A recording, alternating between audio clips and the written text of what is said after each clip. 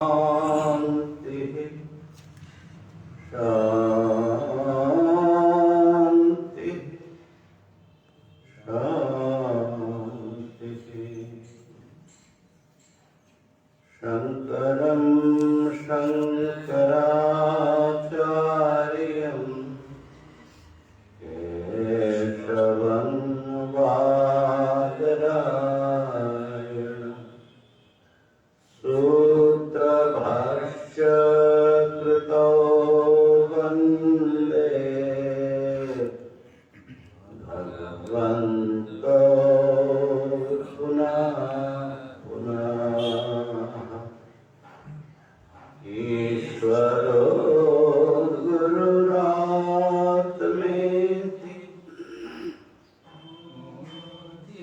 भेदविभागिने व्योमवद्व्याप्तदेह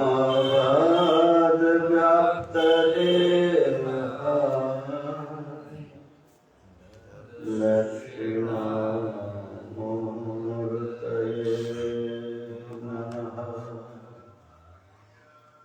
ॐ शान्ति शान्ति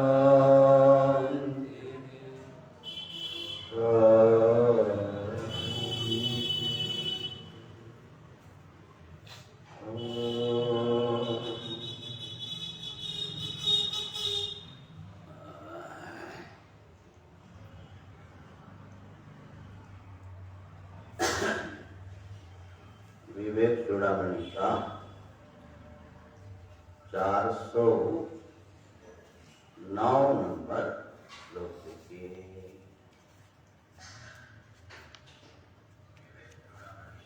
किमपि सतत बोधं केवलानन्दरूपं किमपि सततबोधं केवलानन्दरूपं निरुपममतिवेलं नित्यमुक्तं निरीहम् निरुपममतिवेलं नित्यमुक्तं निरीहम् निरवधि गगनाभं निष्कलं निर्विकल्पं निरवधि गगनाभं निष्कलं निर्विकल्पं हृदि कलयति विद्वान् ब्रह्मपूर्णं समाधौ हृदयति विद्वान् ब्रह्मपूर्णं समाधौ। किमपि सततबोधं केवलानन्दरूपं निरुपममतिभेदं नित्यमुक्तं निरीहम् निरवधिगगनाभं निष्कलं निर्विकल्पं हृदि कलयति विद्वान् ब्रह्मपूर्णं समाधौ।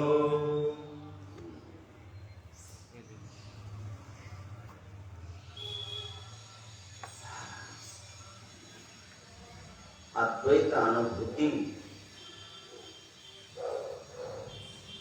किस प्रकार ज्ञानी व्यक्ति करते हैं अपने अद्वैत स्वरूप की अनुभूति, उसका यहाँ पर वर्णन भगवान आदि शंकराचार्य जी कर रहे हैं।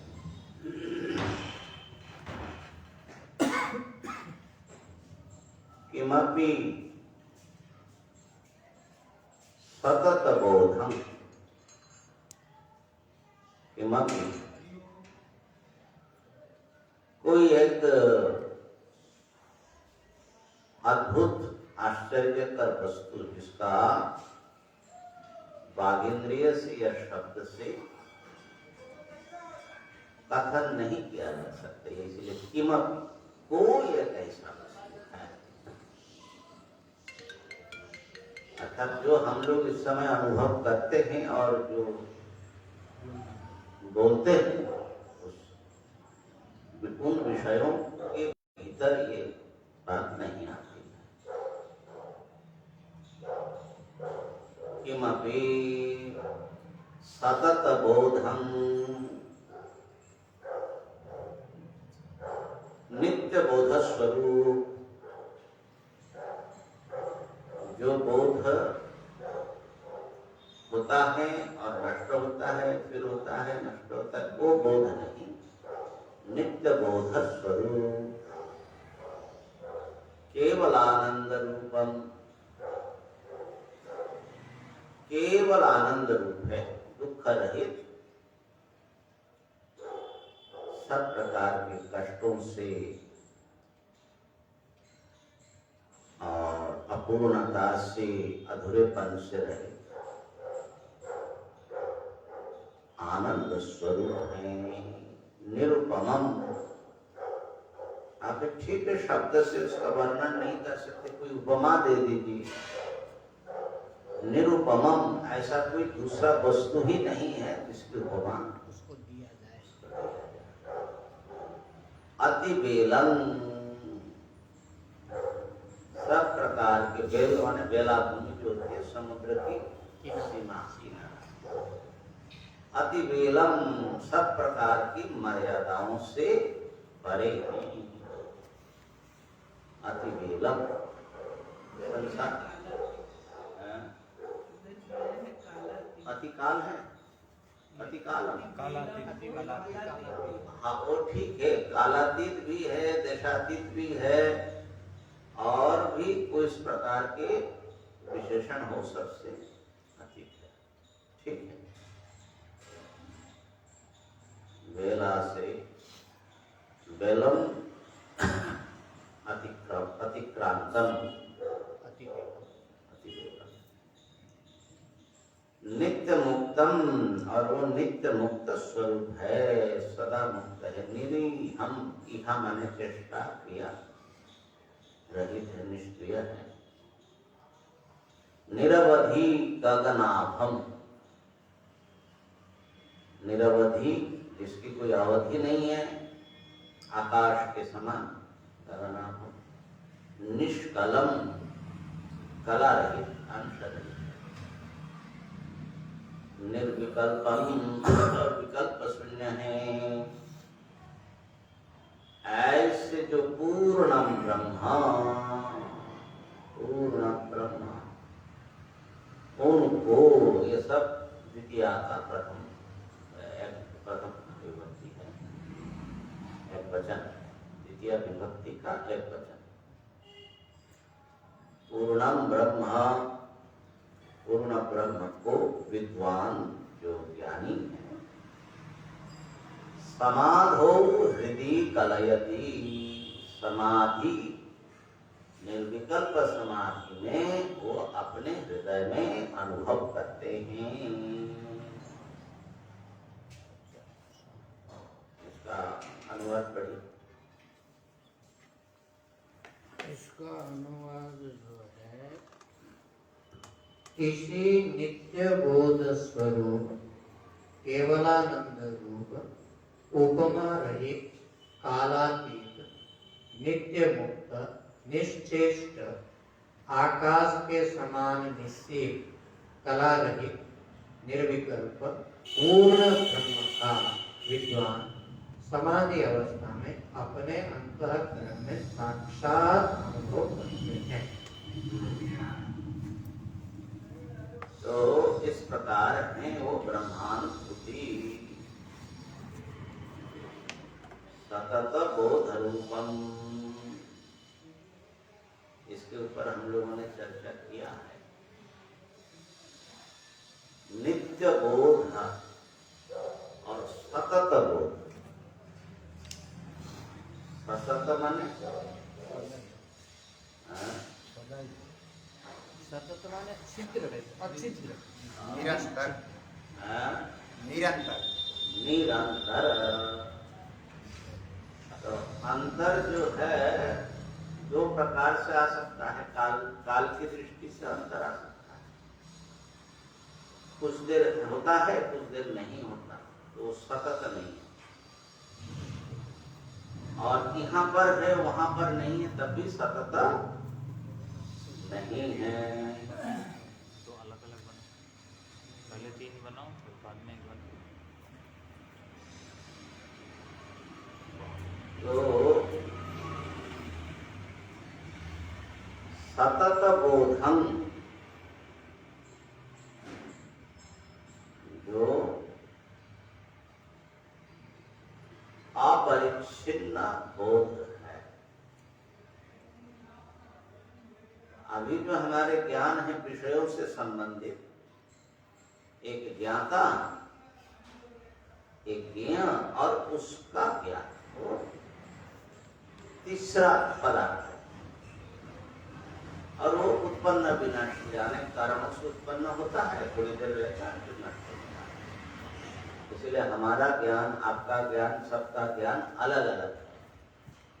ये कोई भी ज्ञान सतत बोध रूप, ये जो खंड खंड ज्ञान है, इनको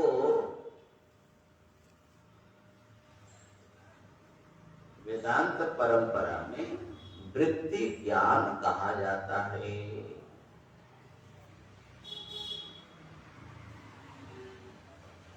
कल हमने बताया था कि वेदांत को ठीक से समझना है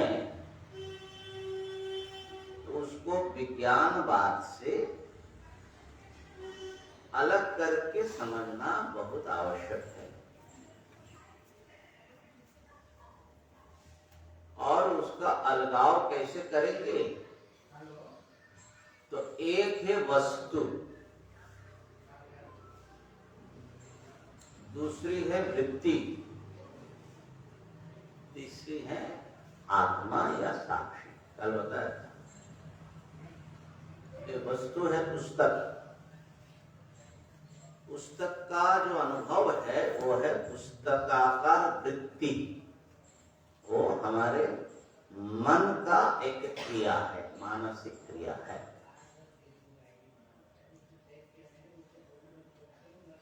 और फिर उन क्रियाओं को, माने मानसिक क्रिया रूप जो अनुभूति है, उस अनुभूति को जो अनुभव करता है या जिसको होता है, किसको ये ज्ञान हुआ, मुझे, वो है साक्षी, वो है आत्मा, ज्ञाता। तो ज्ञाता, ज्ञान और उसका ज्ञेय, ये 3 वस्तु हैं। विज्ञानवादी क्या कहता है? विज्ञानवादी वृत्ति को मानता है, पुस्तक का ज्ञान तो है, लेकिन उस ज्ञान से भिन्न कोई पुस्तक नहीं होता। जैसे स्वप्न में तत्त वस्तु का ज्ञान है, लेकिन ज्ञान से भिन्न वहां पर कोई वस्तु नहीं। ठीक है ना?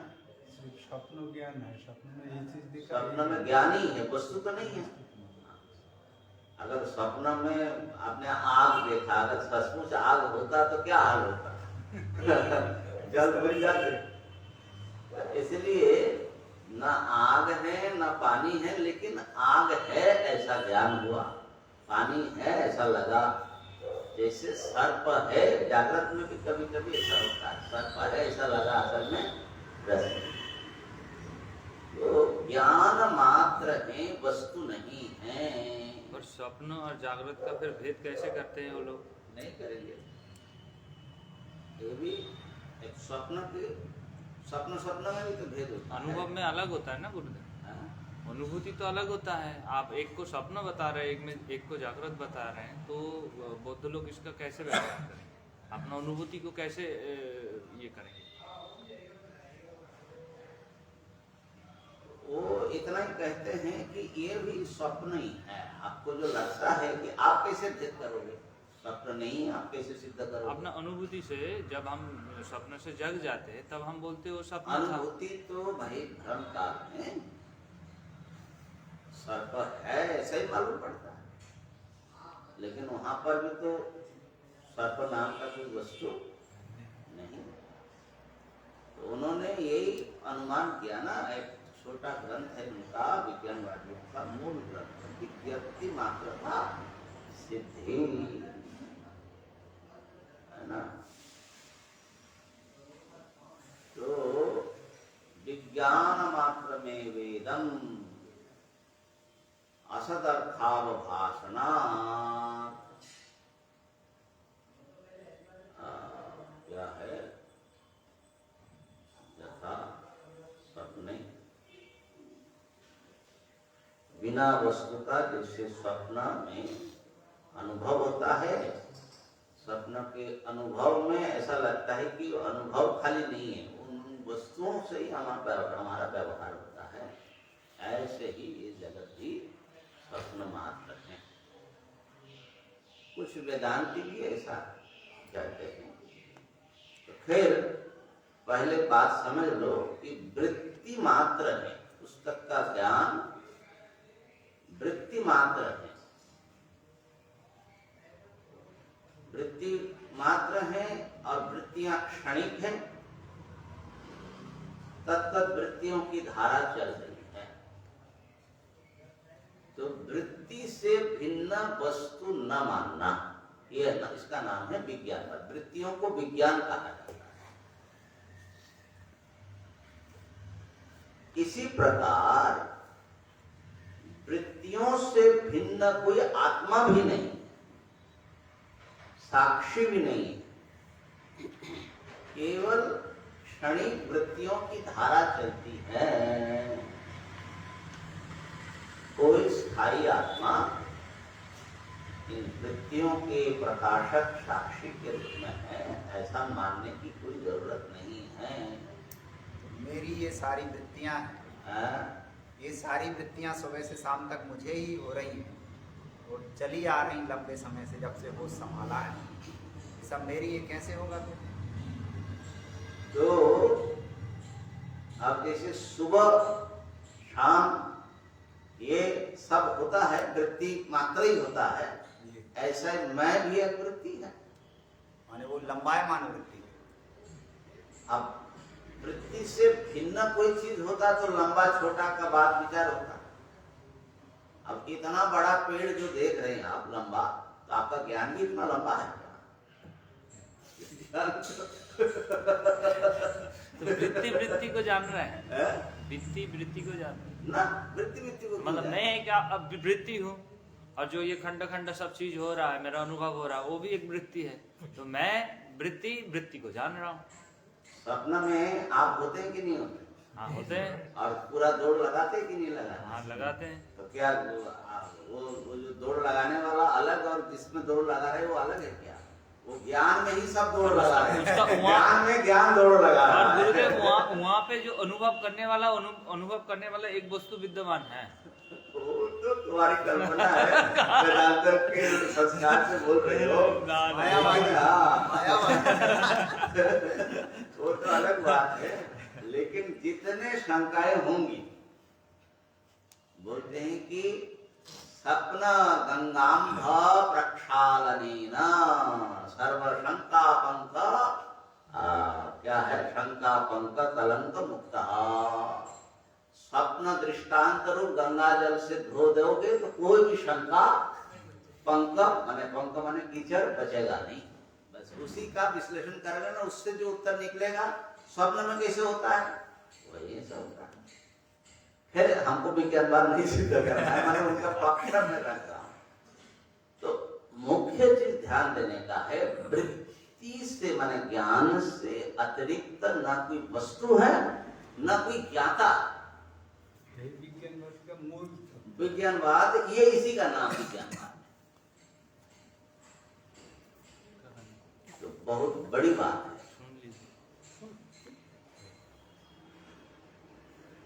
और वेदांतवाद क्या है? विज्ञान माने वृत्ति वृत्ति से भिन्न वस्तु की सत्ता है। ज्ञान और वस्तु एक चीज नहीं है। एक वृक्ष हम देख रहे हैं, ये जो है हमारा जो ये देवदार है, मेरे ख्याल से 30 साल तो पुराना होगा, हमारे आने से पहले ना। बहुत पुराना गुरु, मैं आया तो उतना ही पड़ा ना, ऐसा ही था। हाँ, मैंने ये जो है 90s में, हाँ नहीं 80s में होगा, 80s में होगा, 80s में होगा, 90 से पहले। हाँ तो 35 साल होगा, मैंने मेरे सामने ही लगाया गया। जब मैं आया लोग तो याद तो थे कुछ लोग, मैं था और शायद नित्यानंद जी थे, कौन थे, सामने लगाया था। तो अब 35 साल पुराना उसके पौधा ला करके मैंने वृक्ष ही छोटा सा लगाया। अब आज 35 साल बाद इतना लंबा चौड़ा हुआ। तो वो वृक्ष का कारण है, उसका बीज, उसका पौधा, वो 35 साल से उसके अपने कार्य कारण प्रक्रिया से चल करके इतना फैला है। अब आज आप इसको देख रहे हो, आपका विज्ञान हो रहा है, और आप कहोगे कि ये 35 साल पुराना वृक्ष हमारे इस समय के विज्ञान का रूप है, इस विज्ञान से भिन्न नहीं है। विज्ञानवादी क्या कहेगा? क्योंकि विज्ञान ही है।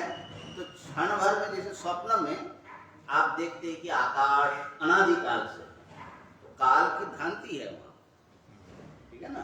तो विज्ञान के हिसाब से 35 साल वाला वृक्ष ऐसा विज्ञान हुआ, वस्तु नहीं है। लेकिन हम लोग क्या मानते हैं और वेदांत क्या मानता है? विज्ञान जो आपको हुआ वो वृक्ष पहले से है, आपका इंद्रिय जाकर के उससे संबंध हुआ, आपका मन गया और आपने देखा, आपने वृक्ष बनाया नहीं। विज्ञान का कारण अलग, विज्ञान का कारण है हमारी इंद्रियां और हमारे अंतःकरण और उसके साथ इसका संबंध। उन कारणों से विज्ञान उत्पन्न हुआ, वस्तु उत्पत्ति का कारण अलग है। तो वस्तु अलग और वृत्ति अलग, ये हमारे वेदांत के हिसाब से। लेकिन फिर भी वस्तु भी मिथ्या है और वृत्ति भी मिथ्या है। माने झंझट कहाँ लगता है? विज्ञानवाद के साथ कहीं जाकर के हमारा कुछ मेल हो जाता है, मीट कर। हाँ, विज्ञानवादी जैसे कहते हैं कि विज्ञान से भिन्न वस्तु जो समझ में आता है वो मिथ्या ज्ञान। हम भी कहते हैं कि वस्तु जो देख रहे हो ये वृक्ष मिथ्या है। तो एक ही बात मालूम पड़ता है, समझे ना? नहीं है, बता रहा हूं कैसे नहीं है। तो जितना ज्ञान सत्य है, पुस्तक का ज्ञान की सत्ता, अस्तित्व जितना सत्य है, उतने ही सत्यता पुस्तक में, वृक्ष में भी है, माने वस्तु में भी है। दोनों समसत्ता है। जैसे दो सींग होता है ना बैल का, ये इस पर डिपेंड नहीं है, दोनों एक साथ में होता है। ऐसे विज्ञान और वस्तु, ऐसा नहीं कि वस्तु विज्ञान पर डिपेंड है, बल्कि वस्तु पर विज्ञान डिपेंड है, क्योंकि वो निमित्त कारण के रूप में वो रहेगा। तो फिर मिथ्या कैसे? हाँ, अब हम ये कहते हैं कि एक सतत बोध भी है, एक क्षणिक बोध या वृत्ति से भिन्न इन वृत्तियों का आना जाना जो सदा देखता है, नित्य निर्विकार एक चित सत्ता विद्यमान है, उसका नाम आत्मा है। वो आत्मा जो है वृत्ति ज्ञान से बिल्कुल भिन्न है, ठीक है। तो वेदांत में क्या हो गया? वस्तुओं की सत्ता अलग, वृत्ति की सत्ता अलग, और वृत्ति से भिन्न आत्मा जो है, जो इन सबको, सारे अनुभवों को जो पिरोता है, वो बिल्कुल अलग। ठीक है, उसको साक्षी शब्द से कहा। अब साक्षी के सामने दो दृश्य है, वस्तु भी है और वृत्ति भी है। वस्तु का विज्ञान भी, वस्तु और वस्तु का विज्ञान दोनों है। ये दोनों जो है साक्षी के अस्तित्व से भिन्न अस्तित्व नहीं रखता। आत्मा से भिन्न न क्षणिक वृत्तियों का अस्तित्व है, ना उसके न वस्तु का अस्तित्व है। एक आत्मा ही वस्तु वृत्ति इन रूपों में दिख रहा है, जैसे रज्जु में सर्प का दिख होता है। मतलब वस्तु और वृत्ति, हाँ, ये दोनों आत्मा ही है। आत्मा ही है। एक आत्मा ही सब रूप में है। वृत्ति तो बदल रहा है। हाँ, बदल रहा है। सिनेमा के पर्दे पर पूरा सिनेमा घटित हो रहा है, आग लग रहा है, बर्फ वर्षा हो रही है, क्या दिक्कत है? बाकी कुछ नहीं हो रहा है। कुछ भी नहीं हो रहा। वृत्ति आत्मा कैसे होगा? हाँ? वृत्ति आत्मा कैसे होगा? वृत्ति आत्मा नहीं बता रहे, आत्मा वृत्ति और वस्तु के रूप में भासता है। वृत्ति को आत्मा नहीं बता रहे। रस्सी ही तब तो फिर कब विज्ञान बाद में वही चले तो जा मैं रहे हैं। पूछा। रस्सी ही सर्प रूप में भासता है, वैसे ही अभी अभी जो है एक श्लोक पहले माने 407 नंबर पर आया, अनन्यत्वम अधिष्ठानाद आरोप्यस्य निरीक्षितम पंडित रज्जु सर्पादो विकल्पो भ्रांति जीवना। विद्वानों ने विचार करके देखा कि रज्जु जो सर्प में सर्प दिखा, वो सर्प रज्जु रूप अधिष्ठान से भिन्न अस्तित्व नहीं रखता।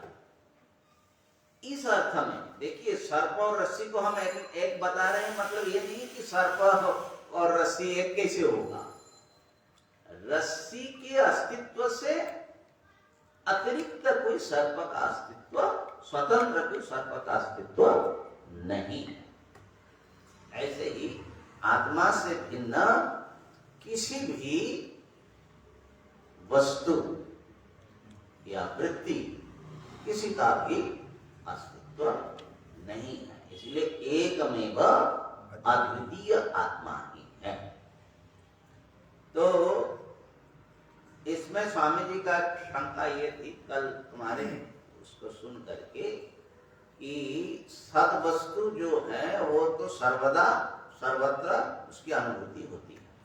सत सत सत सत, और सत को भिन्न भिन्न जो हम समझ रहे हैं, तो नाम रूप के कारण समझ रहे हैं। स्वामी जी का ये प्रश्न था कि जो जगत मिथ्या बोलते हैं, तो खाली नाम रूप मिथ्या है, इतना समझे कि नाम रूप के साथ ये पुस्तक जो वस्तु है ये भी मिथ्या है। ये ना प्रश्न है आपका।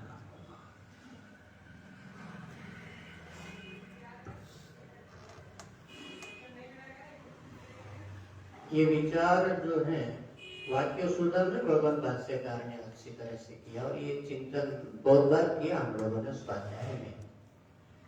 कोई भी जो पदार्थ होता है वो उसके 5 अंश होते हैं।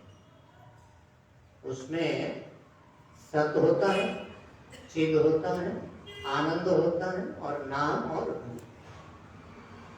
इसमें जो आदि 3 अंश है, सत चित और आनंद, वो ब्रह्म है, और बाकी जो 2 अंश है, नाम और रूप, वो माया, वो माया का कार्य। ये जो भी आपके लिए पूर्ववर्ती दृश्यमान जगत है, जगत का प्रत्येक परमाणु इन 5 गुण धर्मों से युक्त है, और उसमें ब्रह्म का 3 है और माया का 2। जो माया का 2 है वो मिथ्या है, और अधिष्ठान के रूप में जो नाम और रूप का अधिष्ठान बना हुआ है, क्योंकि नाम और रूप आकाश में तो लटक नहीं सकते, किसी न किसी अधिष्ठान का ही आश्रय लेकर के नाम और रूप का प्रकाश हो। आकाश भी नाम रूप है। और आकाश भी नाम रूप है। जब भी कभी आप नाम और रूप किसी के ऊपर चिपकाएंगे, कोई अधिष्ठान तत्व तो सही है जिसके ऊपर चिपकेगा नाम और रूप, और अधिष्ठान तत्व बनने की योग्यता उस एक सद वस्तु की है। और वो सद वस्तु जब हम विश्लेषण करते हैं, अनुभव करते हैं, तो सचित और आनंद के रूप में अनुभव में आता है। इसलिए पूरी की पूरी वस्तु मिथ्या है।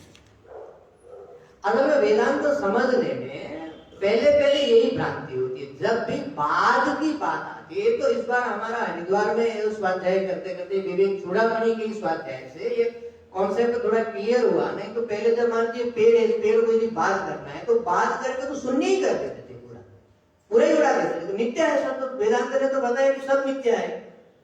तो सब मिथ्या के साथ में वो अधिष्ठान भी उड़ गया होगा, तो फिर शून्यवाद में चले। विज्ञानवाद से और अलग माने नई दिशा में चले। वेदांत ऐसा प्रतिपादन करता है, नाम और रूप जो है मिथ्या है, और नाम और रूप का जो अधिष्ठान वस्तु है वो सत्य है। और अधिष्ठान वस्तु प्रत्येक परमाणु के भीतर उपलब्ध है। इसलिए इस जगत का कोई अणु भी ऐसा नहीं है जो ब्रह्म की उपस्थिति से शून्य हो या अधिष्ठान की दृष्टि से मिथ्या हो। इसलिए ये जगत ब्रह्म रूप है। वेदांत बहुत जोर देकर के ये समझाता है कि ये जगत ब्रह्म रूप है। आप जो कुछ अनुभव कर रहे हो, ये ब्रह्म की अनुभूति कर रहे हो। केवल नाम और रूप का पर्दा उसके ऊपर एक लगा हुआ है, उसको हटा दे तो अधिष्ठान रूप में अनुभव में आ रहा है। इसलिए अधिष्ठान वहां पर सत्य है, पूरी की पूरी वस्तु बाधित नहीं होती है। माया का जो अंश है नाम और रूप को बाधित होता है, और अधिष्ठान अंश सच्चिदानंद स्वरूप में बसता है। समझ में आया? मैंने वस्तु करके जो आप देख रहे कि नाम रूप और वस्तु, तो वो वस्तु का स्वरूप क्या है? वो अगर सत है, वस्तु अगर सत है, तो सत तो पहले विचार करके बताया, सदैव सत्यम। सत तो सदा सर्वत्र सब अनुभूति में, सत के बिना तो और किसी चीज की कल्पना भी नहीं हो सकती। तो सत तो सत्य है। तो वस्तु यदि सत है, जो आप वस्तु कह रहे हो, वो यदि पुस्तक वस्तु क्या है? अगर पुस्तक वस्तु सत है कि असत है? पुस्तक जो है सत है कि असत है? तो सत है, तो सत वस्तु तो सत ही है, उसको फिर मिथ्या कैसे बोलेंगे? सत को असत को कोई कह नहीं सकता। तो इसलिए, और यदि वस्तु असत है तो उसको सत हम कहेंगे नहीं। तो इसका मतलब है कि वस्तु सत है, लेकिन वस्तु यदि सत है तो उसका नाम रूप जो है वो क्या है? क्यों प्रश्न हुआ कि पुस्तक वस्तु भी सत है, टेबल वस्तु भी सत है, सब सत है। तो सत तो सब में एक रूप है, एक सत है। तो ये भेद जो दिख रहा है वो नाम रूप के कारण है ना। तो इसका मतलब है कि नाम रूप सत को भिन्न भिन्न खंड खंड कर रहा है। तो वो नाम रूप सत से विलक्षण चीज है। विलक्षण भिन्न। तो सत से जो भिन्न होगा उसको क्या करोगे? असत करोगे। तो इसलिए नाम रूप मिथ्या है और सत स्वरूप ही सत्य है। अब आपके जो प्रश्न है उस पर शंका हो रहा है। अगर पुस्तक को मैं सत कहूंगा तो वो तो विनाशील हो रहा है ना पुस्तक। विनाशील क्या है? नाम रूप शब्द वेदांत में नाम रूप जरा गहराई से समझना पड़ेगा। मान लो पुस्तक को हमने जला दिया, तो जला दिया तो पुस्तक खत्म हो गया, पुस्तक वस्तु समाप्त हो गया। ये जो दिखाई दे रहे हो तो समाप्त हो गया, और पुस्तक जो है वो तो जो दिखाई दे रहा है वो समाप्त हो जाएगा। कुछ भी नहीं रहेगा इसका, राख रह जाएगा। कुछ तो रहेगा नहीं। तो जो समाप्त हो गए वो नाम रूप ही खाली बदला। जैसे एक मिट्टी का, इसमें थोड़ा तुमको विचार करने में दिक्कत आएगी, लेकिन ये असल में मिट्टी है। ये कागज जो बनता है ना, कागज जो है बांस लकड़ी इत्यादि का बनता है। बांस लकड़ी क्या है? मिट्टी, ठीक है ना। तो मृत्तिका रस जो है ये पुस्तक के रूप में आया है, ठीक है। तो अब इसको अगर हम मिट्टी में डाल देंगे तो थोड़े दिन में सड़ जाएगा। सड़ करके क्या होगा? मिट्टी होगा। पुस्तक नाम से उसको नहीं कहोगे, लेकिन उसका कंटेंट जो है वो तो रहेगा। इसीलिए कहा ना, वस्तु कितना है और नाम रूप कितना है। जो बदलेगा, जन्म लेगा, परिवर्तित होगा, नष्ट होगा, वो सब असल में नाम रूप है। वस्तु ही रहता है। जैसे सुवर्ण एक तत्व ले लो। अब सुवर्ण को तुमने हार बनाया, गले में रखा, गला दिया, बलय बना लिया, हाथ में लगाया, गला दिया, कुंडल बनाया, कान में रखा। तो क्या सुवर्ण वस्तु बदल रहा है कि नाम रूप बदल रहा है? ऐसे जैसे सुवर्ण का एक अंश भी नष्ट नहीं होता, ऐसे ही ये सारे वस्तु, ये सदरूप सुवर्ण से सब बना हुआ है। अब इतना है कि ये जो सोना है, मन सारे विश्व का जो सुवर्ण है, सद वस्तु ब्रह्म, ये बड़ा मैजिशियन है। ये अपने आप बदलता रहता है, तरह तरह के रूप रंग लेते हैं, तरह तरह मैजिक दिखाता है, लेकिन सबके भीतर वो बैठा होता है। वही वस्तु है, वही अधिष्ठान। अब बताइए क्या समस्या है? किसी से भी व्यवहार ना, कैसे व्यवहार होगा? प्रश्न करिए।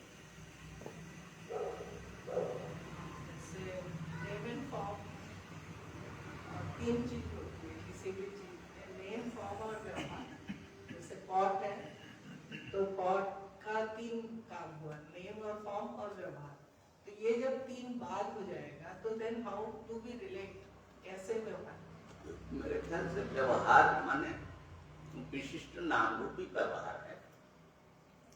जब आप कहते हो कि इसका नाम घड़ा है या पुस्तक है, तो यह व्यवहार हुआ, है ना। तो उसके रूप का व्यवहार, उसके नाम का व्यवहार, या उस वस्तु से आपने कुछ किया, पानी भरा, वो भी व्यवहार। तो इसलिए बहुत बार व्यवहार को एक अलग से, क्रिया को अलग से नहीं कहते, कह भी सकते, कोई दिक्कत नहीं। तो नाम, रूप और क्रिया किसी भी वस्तु की आत्मा नहीं है। क्रिया आती है, जाती है। आप बोलते हैं, चुप हो जाते हैं। बोलना कोई जो है आपका अंतरंग स्वरूप नहीं। किसी भी वस्तु की क्रिया अंतरंग स्वरूप नहीं हो सकता, क्योंकि क्रिया का मतलब यह है कि जन्म लिया और थोड़ी देर में चला। इसी प्रकार नाम रूप भी हमारा बदलता रहता है। नाम रूप भी, अभी यहाँ पर पढ़ाने बैठा हूँ, गुरुजी बोलते हैं जो जानते हैं। रास्ते में चलता हूँ तो बोलते महात्मा जी, कोई बोलते है, सब हमारा ही नाम है। हमारे नाम का हमसे काम हो न हो, जो बोल रहा है वही तो, जिस शब्द से बोल रहा है वही तो नाम है। तो नाम जो है, अब हमारे फॉर्मल नाम भी है। स्वामी प्रणव चैतन्यपुरी घर में था तो कुछ और नाम था, है कि नहीं? तो नाम तो एक हमारा जो है, क्या है, कुत्ते से भी भारी चीज है। और रूप भी बदल रहा है, दिन भर में बदल जाता है, और बचपन से लेकर अभी तक। तो नाम रूप हमारा अंतरंग स्वरूप कैसे हो सकता है, बताइए? क्रिया भी हमारा अंतरंग स्वरूप कैसे हो सकता है? इसलिए वेदांती जब व्यवहार करेगा, नाम का भी उच्चारण करेगा, रूप का भी उच्चारण अनुभव करेगा, क्रिया भी करेगा, लेकिन उस वस्तु की आत्मा से उसकी कनेक्ट हो, क्योंकि वो जानेगा कि मैं और ये खाली नाम रूप के ड्रेस का खाली भिन्नता, असल में उसके भीतर भी मैं ही बैठा हूं, उसके भीतर भी मैं ही बैठा हूं। इसीलिए सबके प्रति बड़ा प्रेम और आत्मीयता है ना। यस्तु सर्वाणि भूतानि आत्मन्येवानुपश्यति सर्वभूतेषु चात्मानं ततो न विजुगुप्सते। कभी उसको कोई घृणा नाम की चीज हो ही नहीं सकती। घृणा होगी तो नाम रूप में दृष्टि अटका होगा तभी हो सकता है। अगर सब ब्रह्म रूप में आपने देखा तो घृणा कहां से होगी? वो तो अपना स्वरूप है। बल्कि मान लो घाव है, खून बह रहा है, वो जो पुंज है, वो पस है, वो भी बह रहा है, ठीक है ना। लेकिन अपने शरीर में हो तो बड़ा जो है उसमें बड़ा वो आदर से उससे। अब जैसे हम जो ब्लड वो करते हैं, तो जब ब्लड निकलता है तो अपना ब्लड है, घृणा नहीं होती, लेकिन वही बगल में दूसरा कर रहा है तो उसका जो रुई है जो लगा है, अब उसको कैसे छुए? हमारे कितना अंतर पड़ जाता है अपने पल में और पराये पल, समझे ना। तो सच्चा वेदांती जो है बड़ी गहराई से, ये खाली थियोरेटिकल नहीं है, खाली मुख से कहने की चीज नहीं है कि सब एक है। बड़ी गहराई से वो ये महसूस करता है कि एक मैं आगे पीछे आया है ना, स्वयं ऊपर में, नीचे में, सामने, पीछे, दक्षिण उत्तर में। तो अद्वैत अनुभूति में विद्यमान साधक यदि व्यवहार संपन्न करता हुआ आपको दिखेगा तो उसका व्यवहार भी बहुत दिव्य होगा। सामान्य मनुष्य जैसा करता उसका नहीं, राग द्वेष मूलक व्यवहार नहीं होगा। स्वयं ब्रह्म स्वयं विष्णु। हाँ, और स्वयं ब्रह्म स्वयं विष्णु खाली नहीं है, ब्रह्मादि स्तंभ पर्यंत पूजा भी मैं हूं। तो इस प्रकार से यहाँ पर जो है ऐसे अद्भुत परिपूर्ण ब्रह्म वस्तु को विद्वान अनुभव करता है समाहित होकर के। एक खाली इंद्रिय से करने वाला अनुभव नहीं है, न कि चित्त के आधार पर भी, माने मन के उथले स्तर से भी अनुभव नहीं होगा। जब समाहित होगा तो एकदम जो आपका अंतर हृदय है, माने जो आपके मन का एक गहरी हिस्सा जो आत्मा से जुड़ी है, उसी में ये अनुभव में आएगा। 410 देखिए, प्रकृति विकृति शून्यं भावनातीत भावं, प्रकृति विकृति शून्यं भावनातीत भावं, समरसम समानं मानसं बन्धदूरं, समरसम समानं मानसं बन्धदूरं, निगम वचन सिद्धं नित्यमस्मत् प्रसिद्धं, निगम वचन सिद्धं नित्यमस्मत् प्रसिद्धं, हृदि कलयति विद्वान् ब्रह्म पूर्णं समाधौ, हृदि कलयति विद्वान् ब्रह्म पूर्णं समाधौ, प्रकृति विकृति शून्यं भावनातीत भावं, समरसम समानं मानसं बन्धदूरं, निगम वचन सिद्धं नित्यमस्मत् प्रसिद्धं, हृदि कलयति विद्वान् ब्रह्म पूर्णं समाधौ। अंतिम चरण जो है, हृदि कलयति विद्वान् ब्रह्म पूर्णं समाधौ। विद्वान व्यक्ति समाधि में अपने अंतर हृदय में पूर्ण ब्रह्म को अनुभव अनुभव करता है। कैसा है वो ब्रह्म? प्रकृति विकृति शून्यम। वो ना तो प्रकृति है ना विकृति है, दोनों से रहित है ना। प्रकृति जो परिणामी उपादान कारण है उसको प्रकृति बोलते हैं। जैसे घट की प्रकृति मिट्टी है तो उसमें कुछ बदलाव होता है। ब्रह्म ऐसे बदलने वाली प्रकृति भी नहीं है और न ही प्रकृति से उत्पन्न हुई कोई विकृति है। प्रकृति विकृति शून्यम भावनातीत भावम। भावना माने जो चिंतन है, कल्पना है, कल्पनातीत जिसका स्वभाव है, ऐसा उसका स्वरूप है जिसको हम सोच सोच करके सोचते रह जाते हैं कि कैसा होगा लेकिन वो सोच हमारी पकड़ नहीं पाती। माने अवाम मनसो गोचरम भावनातीत भावम समरसम। और वो जो है एक रूप है, एक तरह से उसमें कोई परिवर्तन कोई चेंज आता नहीं है। समरसम असमानम। किसी भी जागतिक वस्तु उसके समान नहीं है, क्योंकि हम जो कुछ अनुभव करते हैं वो सीमित वस्तु अनुभव करते हैं। ये अनंत है, सीमातीत, इसलिए इसका जो है किसी के साथ समानता नहीं।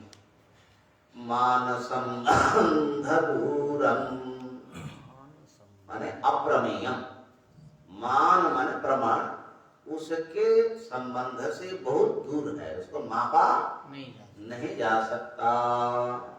मापने के लिए हमारे पास 5 तराजू है, 5 इंद्रिय, ज्ञानेंद्रिय और एक अंतर इंद्रिय, 6 ले लो। लेकिन इसके माप में घेरे में आने वाले वस्तु नहीं है। मानस संबंध दूरम, इसके ऊपर थोड़ी चर्चा करेंगे। निगम वचन सिद्धम, तो फिर कैसे हम जानेंगे उसको? निगम वचन सिद्धम वेदांतैक विद्यत त्वं तौपनिषदम पुरुषं पृच्छामि। एकमात्र वेदांत से ही आप इस बात को जान सकते हैं। इसको वो भी कैसे जानेंगे? वो भी उसके जानने के तरीके बिल्कुल अलग है, अलौकिक है। दुनिया के चीजों को या जैसे जानते हैं इंद्रियों से या शास्त्र से, वैसा नहीं है। ये जो है वेदांत ऐसे आपको जनाते हैं कि वेदांत इधर रह जाते हैं, आपको फेंक देते हैं वहां मिसाइल जैसा। वेदांत तो संसार के हिस्से में रह जाता है, लेकिन आपकी जो चेतना है उसके सारे भ्रमों को तोड़ ताड़ करके एकदम निर्विकल्प बना देते। ये वेदांत की बड़ी अलौकिकता है। नित्यम अस्मत् प्रसिद्धम, कि इतना अलौकिक है और जाना नहीं जाता तो फिर उसके पीछे क्यों भागे? अरे भाई, नित्यम अस्मत् प्रसिद्धम, मैं करके वो सदा जो है हमारे सबके हृदय में वो जो है अपने आप को घृणा कर रहा है। ओंकार देता है, ओंकार देता है ना, ओंकार भी देता है, ओंकार भी देता है। मैं अस्मत् प्रसिद्धम, ऐसे पूर्ण ब्रह्म को विद्वान अपने हृदय में अनुभव करते हैं। तो प्रमाण के साथ उसका जो संबंध है उस पर थोड़ा सा विचार करें, कल के विचार से जुड़ करके। कल हम लोगों ने देखा कि सत की जो अनुभूति है उसका कहीं भी कभी भी अभाव नहीं होता। किसी भी स्थिति में आप पहुंच जाए, जागृत स्वप्न सुषुप्ति आदि में, सत की अनुभूति का अभाव नहीं, बल्कि सत का लक्षण ही है जिसका सदा अनुभव है। सर्वत्र सर्वदा जिस वस्तु का अनुभव है वही सत है। ठीक है। तो सतत अनुभूति वाला। हाँ, सतत बोध वाला। सतत। तो ऐसी स्थिति में प्रश्न ये उठता है, ये बात तो समझ में आया ना, ये तो कल भी विचार हुआ ना कि सत किसी भी अनुभव अगर है तो अनुभव है करके ही होगा, ठीक है ना। अस्थि सुषुप्ति में भी मैं हूं कि नहीं हूं संशय होगा, लेकिन सुषुप्ति हुई कि नहीं हुई इसमें संशय नहीं। हाँ, हुआ था, कुछ तो हुआ है ना। सो गया तो क्या हुआ, बोले कुछ भी नहीं जाना, कुछ भी नहीं जाना। ऐसा हुआ था कि नहीं होता, बोला हाँ हुआ।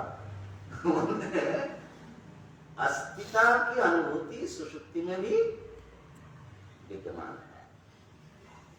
कुछ नहीं जाना ये तो जाना। हाँ, कम से कम अज्ञान है, इतना तो साक्षात्कार। इतना तो साक्षात्कार बताइए। कुछ भी नहीं जान पाया, ये जो अज्ञान की अनुभूति है तो वो भी है। तो इस पर बहुत बार चर्चा किया कि क्योंकि बिना सत के किसी भी आप विशेषण को, असत वस्तु में तो विशेषण रखोगे नहीं। आपका अनुभव हुआ किसी भी वस्तु का, इसका मतलब है कि सदरूप में ही उसका अनुभव आपने किया। पर गुरुदेव सदरूप में अनुभव करने वाला फिर अलग हो जाएगा, सद अलग हो जाएगा ना।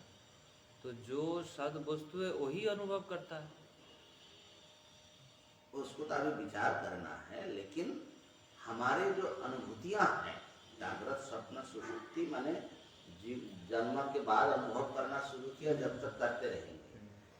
किसी भी व्यक्ति की दृष्टि से विचार करो, कितना भी उसके अनुभव के विषय बदलता है, लेकिन अनुभूति सभी अनुभव जो है सत को आश्रय करके ही होगा, विषय बना करके ही होगा। ध्यान में आएगा, ठीक है ना। नहीं, कोई भी अनुभव करोगे कुछ तो अनुभव में आएगा, नहीं तो अनुभव ही कैसे है? नहीं तो अनुभव नहीं होगा। अनुभव शब्द ही तो। मान लो कि आप कह रहे हो कि किसी भी चीज का, जैसे बौद्ध कहते हैं कि शून्य की अनुभूति। अच्छा भाई, कल बताया था कि आपने कुछ अनुभव किया कि नहीं किया, माने अनुभव का कुछ विषय हुआ कि नहीं हुआ। हाँ, उसका नाम आपने शून्य दिया। अनुभव का तो विषय तो मानना ही पड़ेगा ना। तो सत जो है ये हमारे अनुभव के मौलिकतम वस्तु है, हमारे अनुभव का आधार है, जिसके बिना कोई भी अनुभव संभव नहीं। अर्थात सत भासेगा तभी अनुभव अनुभव कहलाएगा।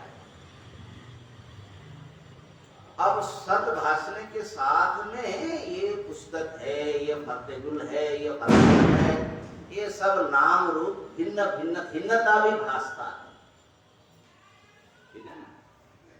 किसी वस्तु का जब हम अनुभव करते हैं तो उसका होना भी भासता है, और उसका होना जो एक विशिष्ट है, दूसरों से अलग है, वो भी भासता है।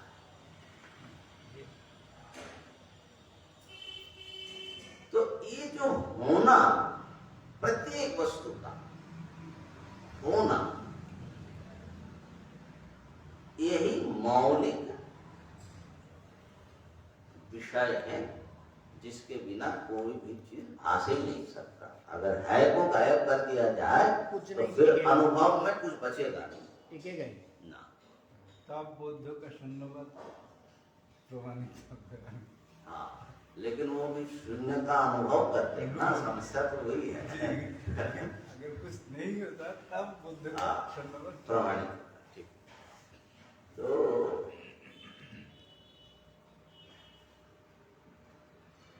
लेकिन उस सत के साथ में जब कोई विशिष्टता का हम अनुभव करते हैं। जैसे पुस्तक है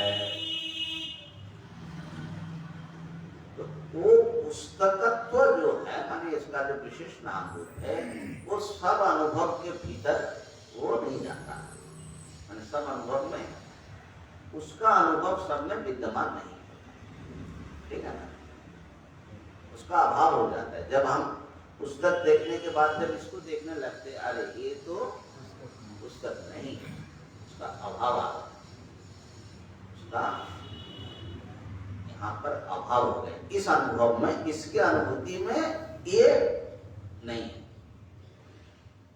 अब इन्हीं पर वेदांत के साधक को विचार करना है कि पहले के अनुभूति में क्या था, अब की अनुभूति में नहीं है, और क्या था अब भी है। इसी को बोलते हैं अन्वय और व्यतिरेक। जो यहाँ भी है यहाँ भी है, सब में है, उसको वो सब में अन्वित है, माने सब में घुसा हुआ है। जो एक दो जगह पर है और यंत्र नहीं है तो उसका व्यतिरेक माने उसका अभाव हो गया।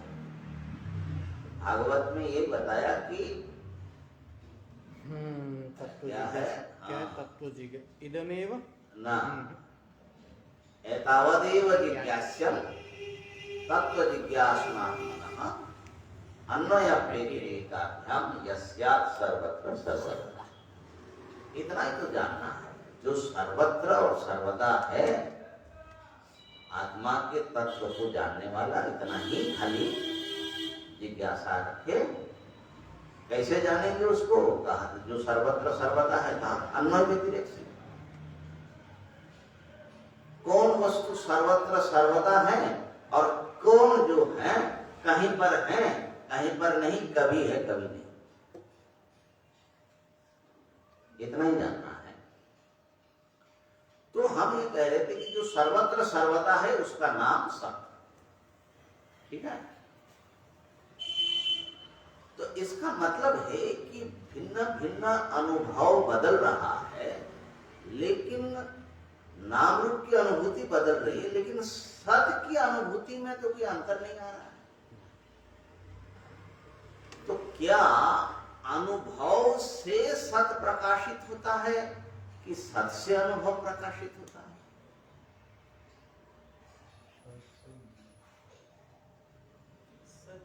अनुभव कर रहा है। प्रत्येक बदलने वाली अनुभूति में अगर वो है, उसका अनुभव के बाद ही बदलाव का अनुभव होता है।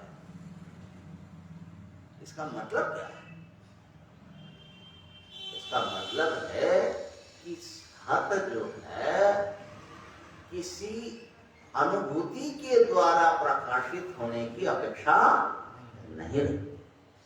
सत्य का प्रकाश ही अनुभूति को बाद में प्रकाशित करता है। ये बात को ठीक से लगा लीजिए।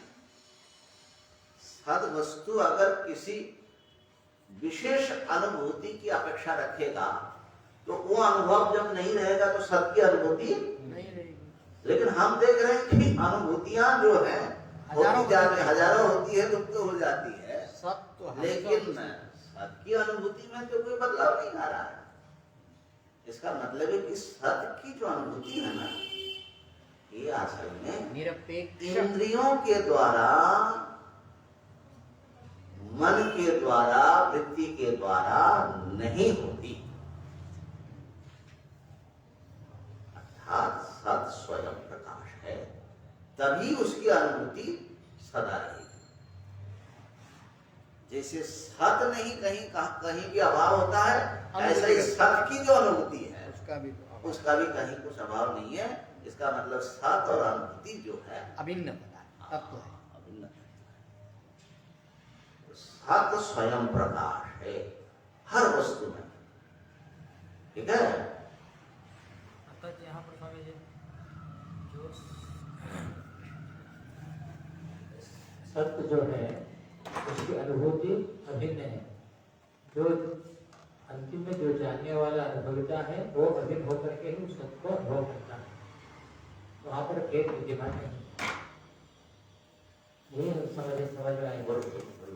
इतना ही समझ करेंगे ना हाँ, कि अनुभव करने जो वाला सत्य है उसको कोई अन्य अनुभविता का तो अनुभव का आवश्यकता नहीं है, क्योंकि वो अनुभव स्वरूप है। दूसरे पदार्थों को हम अनुभव से जानते हैं कि ये इधम इस रूप से है, तो उसको जो जानने वाला है वो अनुभव स्वरूप ही है, उसी को सत्य कह रहे हैं, अनुभव को भी सत्य कह रहे हैं। इसलिए श्रुति ने कहा तमेव भान्तम अनुभाति सर्वम। अनुभाति सर्वम। जब सत स्वरूप प्रकाशित होता है उसके अनंतर उसके सहारे सब कुछ प्रकाशित। मान संबंध दूरम। मान संबंध कहीं पर नहीं। अच्छा, इसको हम बहुत बार बोलते हैं कि अपने मैं हूँ, ये तो सब लोग अनुभव करते हैं। किससे अनुभव कर रहे हैं? कौन से इंद्रिय से? मान संबंध। आप हैं ना, किससे अनुभव कर रहे हैं? कौन सी इंद्रिय से? आँख से, कान से। आँख से तो अंधे को नहीं होगा अनुभव, कान से बहरे को नहीं होगा, बहरे को नहीं होगा, सोच विचार करके अनुभव करके मन से। ये सब कोई वही अनुभव कर रहा है। तो एक अनुभूति आपको मानना ही पड़ेगा, क्योंकि सोच विचार जहाँ सोच विचार हो रहा है ये कहने के लिए पहले मैं हूँ, तब ना मैं सोच विचार कर रहा हूँ। बुद्धि से। बुद्धि से? बुद्धि से क्या करते हैं? बुद्धि से समझते हैं मैं हूँ। बुद्धि से समझते हैं मैं हूँ। सुसुप्ति में बुद्धि है ये किससे समझते हैं? वो बुद्धि का ही खेल है। अब बुद्धि जब सो जाती है वो किससे बुद्धि समझते सोता हैं? होता नहीं है। क्यों सुषुप्ति में? सुश्री सोता नहीं, वो जगह रहता है, उसका एक वो टिमटिमता हुआ लाइट जलता है। अच्छा, जैसे की बुद्धि दो है। नहीं, एक बुद्धि सो जाती है, एक ही समझे बुद्धि ना? है। एक बुद्धि जो है थक जाती है, एक बुद्धि बोलते हैं कि आप बुद्धि काम नहीं कर रही है, टिमटिम और एक बुद्धि जो है उसकी टिमटिमाती रहती है। रहती है टिमटिमाती। वो जो बुद्धि तुम्हारी जो टिमटिमाती सदा रहती है, वो हमारे भीतर भी टिमटिमाती है, सबके भीतर टिमटिमाती है। उस बुद्धि को ही हम सब बुद्धि की बुद्धि मानते हैं। समझिए, सद जो है उसका और स्वयं प्रकाश, स्वयं प्रकाश और उसका अंतर स्वभावी है अनुभवी। हाँ वही। उसी को अनुभव कह रहे हैं ना, हाँ, उसी को ही अनुभव कह रहे हैं, सत्य को ही अनुभव कह रहे हैं। ठीक ठीक ठीक। हाँ हाँ। इसका विषय कौन सी अनुभूति? ये खंड अनुभूति नहीं, वो एक अलग ही अनुभूति है। वो अनुभूति सतत बोध रूप, वो सदा विद्यमान है, क्योंकि सुषुप्ति में कोई अनुभव नहीं है, ये भी बिना अनुभव का नहीं। तो एक ऐसे अनुभूति स्वरूप सत्ता हमारे सबके भीतर सारे विश्व चराचर में चमक रहा है, जिसका कोई जो है माने किसी भी प्रकार की जिसकी कोई सीमा नहीं है, उसको हृदय कलयति विद्वान, ये नाम रूप से अलग करके विद्वान उसको विशुद्ध रूप में हम भी अनुभव कर रहे हैं, क्योंकि उसके बिना तो कुछ नहीं है, लेकिन हमारा नाम रूप अध्यास इतना मिक्स्ड हो गया, तो फिर हम जो है खंड अनुभूति के ही वो अनुभव समझते हैं। उन सत्ताओं को, नाम रूप विशिष्ट सत्ताओं को सत समझते हैं। एक जो निर्विशेष, निर्विकार और शुद्ध सत रूप जो अनुभूति है, उसको हम नहीं समझ पाते, जबकि नित्यम अस्मत् प्रसिद्धम, वे आत्मा के रूप में सदा वो प्रसिद्ध है, मौजूद है। तो इसलिए ये जो है इंद्रियों से नहीं जान पाएंगे इस बात को, इसलिए इंद्रियों से परे जाने का, परे जो हमारा स्वरूप है उसका जो है साधक को उसका अनुशीलन आवश्यक है। बिना इंद्रिय का, बिना मन का भी कैसे देखा जाए तो इसलिए हृदय कलयति विद्वान ब्रह्म पूर्णम समाधो, विद्वान ऐसे हृदय में उसको आकलन करते हैं। तो कल तो क्लास होगा, कल पूर्णिमा है, कार्तिक पूर्णिमा, कल क्लास होगा, परसों पता है। ओम पूर्णमदः पूर्ण